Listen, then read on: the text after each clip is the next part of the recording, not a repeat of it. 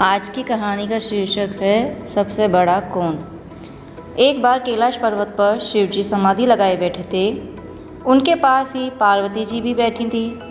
अचानक वहाँ समुद्र के कुछ झाग आकर गिरे। यह देख पार्वती ने शिव से पूछा, यह क्या है? तब शिव ने बताया, एक बड़ी मगरमच्छ ने अपनी पूंछ को बड़े जोर से इधर उधर पटका है। उसी के वेग से समुद्र का पानी उछलकर यहाँ तक आ गया है। शिवजी की बात सुनकर पार्वती चकित हो गई।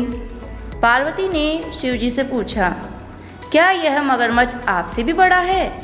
शिवजी मुस्कुराए और बोले, हो सकता है मगरमच्छ बड़ा ही हो।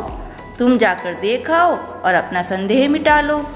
पार्वती से रहा नहीं गया। वह वहाँ से चलकर उस मगरमच्छ के पास पहुँची। उसने मगरमच्छ से पूछा, क्या तुम सबसे बड़े हो?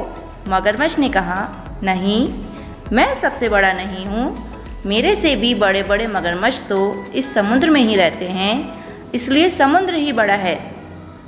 तब पार्वती ने वही प्रश्न समुद्र से किया। समुद्र ने कहा, मैं तो धरती का ही एक हिस्सा हूँ, इसलिए धरती ही मुझसे बड़ी है।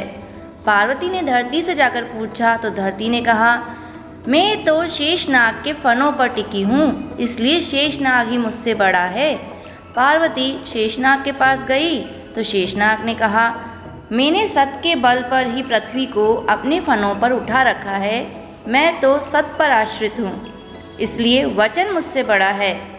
जब पार्वती ने वचन से पूछा तो वचन ने कहा, मेरी उत्पत्ति तो शब्द से हुई है, अतः शब्द मुझसे बड़ा है। इस संसार में सभी अपनी अपनी जगह बड़े हैं, इसलिए हमें हमेशा अपने बड़े होने पर घमंड नहीं करना चाहिए। धन्यवाद।